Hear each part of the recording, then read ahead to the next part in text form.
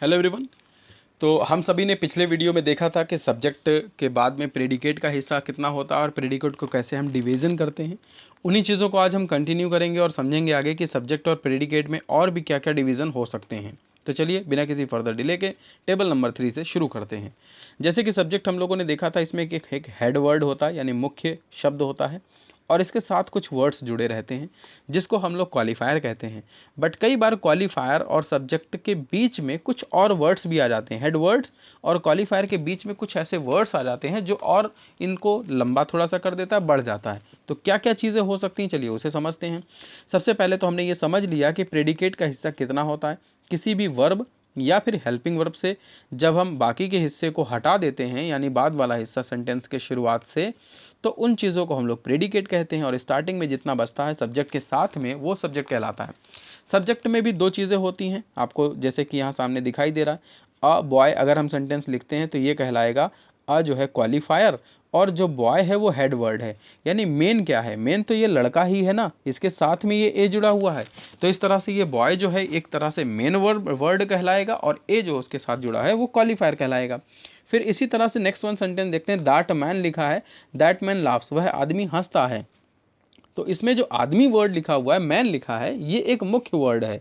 मुख्य यही है, मेन यही है, इसके साथ में इस वर्ड को जोड़ा गया है। तो ये कहलाएगा क्वालिफायर और ये कहलाएगा यहाँ पे हेड वर्ड। इसी तरह से नेक्स्ट वन देखें कि फ्यू गर्ल्स डांस्ड, कुछ लड़कियां नाची। अब यहाँ पर जो सेंटेंस है इस तरह से, यहाँ पे गर्ल्स जो वर्ड लिखा है ये मेन वर्ड है। मेन वर्ड तो यही है कि गर्ल्स, इन्हीं के बारे में कहा गया फ्यू कुछ। तो ये क्वालिफायर कहलाएगा और ये हिस्सा कहलाएगा यहाँ पर गर्ल्स जो लिखा हुआ है हेड वर्ड कहलाएगा। तो हमें ऐसे इन चीज़ों को पॉइंट आउट करना है कि क्या क्या चीज़ें इसमें होती हैं। देखिए ये हेल्प कब करेगा, जब आप सेंटेंस को पैसिव में बनाओगे तो आपको पता होना चाहिए कि सेंटेंस के साथ में किसी भी वर्ड में किसी के साथ कितना वर्ड हमें लास्ट में ले जाना है। अगर आपको वहाँ डिवीज़न करना लिखा है यहाँ पे जैसे आ बॉय और आपसे कहा जाए कि सब्जेक्ट को लास्ट में ले जाइए, तो आप केवल बॉय को ले जाएंगे या आ साथ में, ये चीज़ आपको ध्यान रखनी होगी। इसके लिए आपको समझना पड़ेगा कि सब्जेक्ट के साथ में कितना पार्ट जुड़ सकता है। अब नेक्स्ट सेंटेंस में जैसे कहा जा रहा है मैनी बॉयज़ प्लेड, बहुत से लड़के खेले। तो यहाँ बॉयज़ के जो वर्ड है वो मेन वर्ड है, यानी मुख्य रूप से यही यूज किया गया है। बट इसके साथ में एक वर्ड जोड़ दिया गया मैनी, ढेर सारे। इस तरह से इसको जोड़ के थोड़ा सा और बढ़ा दिया गया, तो मैनी इसमें क्वालिफायर हो गया और साथ में लिखा जो बॉयज़ वर्ड है वो एक मेन वर्ड हो गया, हेड वर्ड जिसे कह सकते हैं। और वर्ब जहाँ से पार्ट आउट हुआ है वो प्लेड, उसे हम लोग प्रेडिकेट बोलेंगे। तो इस तरह से ये थर्ड पार्ट में इसको डिवीज़न किया गया है। तो बेसिकली क्वालिफायर में जो हेड वर्ड होता है उस केस में होता है हेडवर्ड हमेशा नाउन उस जगह पर मौजूद होता है। हेडवर्ड में कोई ना कोई नाउन होगा, कभी कभी यहाँ पर प्रोनाउन भी हो सकता है, लेकिन इस चीज़ को हमें समझनी है कि यहाँ पर कौन सा वर्ड यूज किया जाता है हेडवर्ड के तौर पे। नेक्स्ट वन इसी तरह से हम देखते हैं कि टेबल नंबर 4 में कि क्या क्या चीज़ें ऐसे वर्ड्स मिलेंगे जो हमें इन चीज़ों को और ज़्यादा इंक्रीमेंट में दिखाएंगे, या मतलब ऐसा लगेगा सब्जेक्ट और बड़ा हो गया। जैसे देखिए सब्जेक्ट के हिस्से को ही देख रहे हैं हम लोग। सब्जेक्ट में अब हेडवर्ड में कुछ और जोड़ा जा सकता है। जैसे मान लीजिए हम कहें आ मैन वॉक्स, थोड़ी देर के लिए इसको छोड़ दें, अगर आ मैन वॉक्स, एक आदमी टहलता है। अब यहाँ पे हमने उसके साथ एक वर्ड जोड़ दिया आ ब्लाइंड मैन वॉक्स। अब जो ब्लाइंड वर्ड जोड़ा गया है ये मैन के विषय में ही तो डिस्क्राइब कर रहा है। जो बेसिक वर्ड है क्या है, मैन, मैन के बारे में ही बता रहा है कि यहाँ पर मैन कैसा है, ब्लाइंड है। और साथ में उसमें जोड़ दिया आ मैन, एक ही आदमी है।